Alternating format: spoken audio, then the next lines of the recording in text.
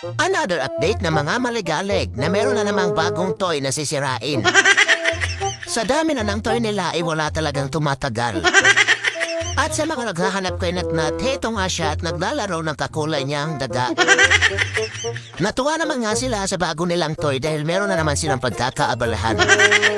Meron na naman ng mga nagre-reklamo sa barangay kung bakit wala daw pasalubong o bagong toy ang mga maligalig. Dahil ang berdugong tiyemping na nga lang daw ang laging binibilhan at laging may bago. Hindi naman nga pwedeng isa lang sa kanila ang bibilhan ng ganitong toy.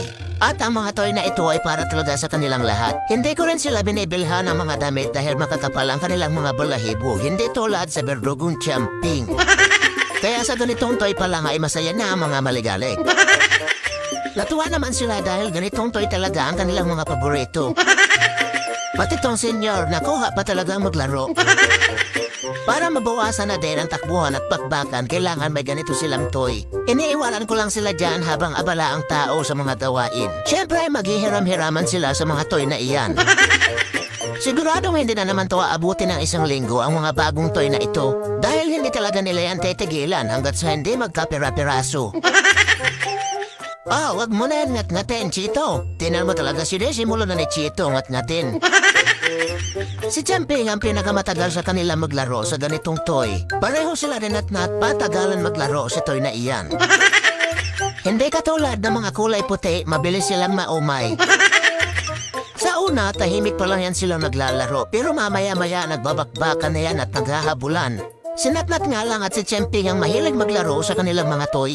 Mamaya-maya habang tulog na ang lahat ay nag-solo flight naman ang maligalig na Chloe. Ganyan na ganyan siya nung kabataan niya. Kahit na yung may mga anak na siya ay naglalaro pa rin siya, pero kailangan nag-iisa lang siya para walang makaistorbo sa maligalig.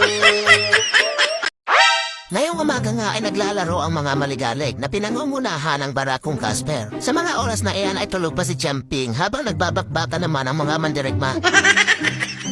Maya-maya ay nagising na si Tiyemping at nakipagtakbuhan na rin. Ang mga maligalig lang sana ang magkakalaban, ngayon ang kalaban na nila ay si Tiyemping. Kapag ganyan umatake na ang berdugo ay humihinto na ang mga mandirigma sa pakikipagbakbakan.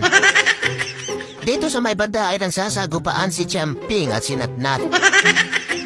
Narinig nga ito ng barako kaya sumugod na naman ito. Handa na naman siyang mag-back up kung sakali. Sa puntong yan ay nanonood muna siya at tiyempo. Siguradong may pinaplano na naman ito sa berdugong Tiyemping. Lumampas na naman si Tiyemping sa linya kung nasaan ang barako kaya may kalalagyan na naman ito. Ayan, na-corner na naman ang berdugo. Sa puntong ito, nakahandusay na naman si Tiyemping sa sahig. At dito na nga siya kukornerin ng barako.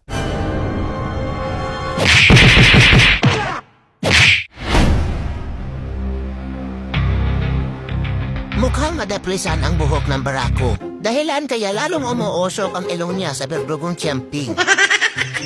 At heto naman nga ang mga naging reaksyon ng mga sibilyan. Namangha na naman silang lahat sa kaganapan.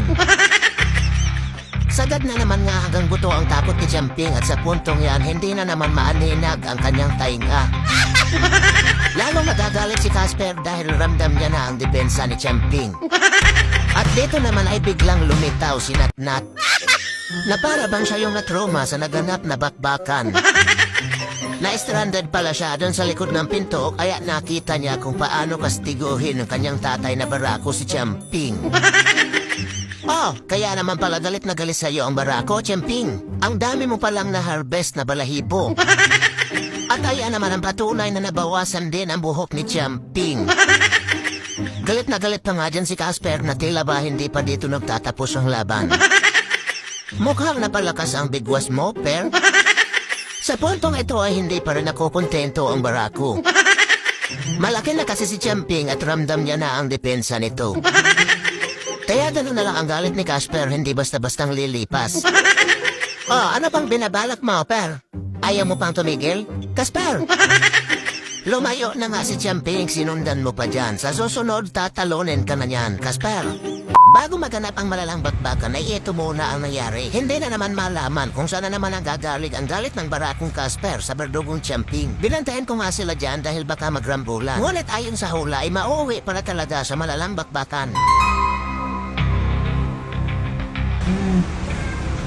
Sa puntong yan ay nagpapahiwatig na ang barakong Casper ng sagupaan hanggang sa ito na nga ang nangyari.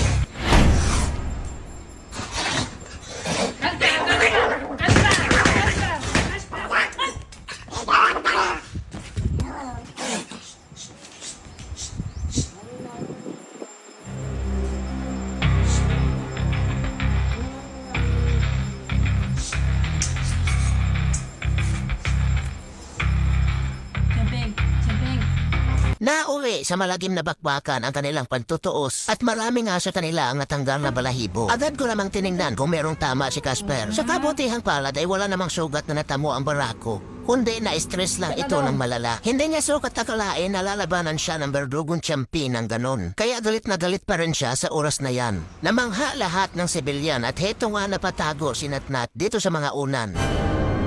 Tinitinan nga siya ni Chito, akala niya dito ay kalaban.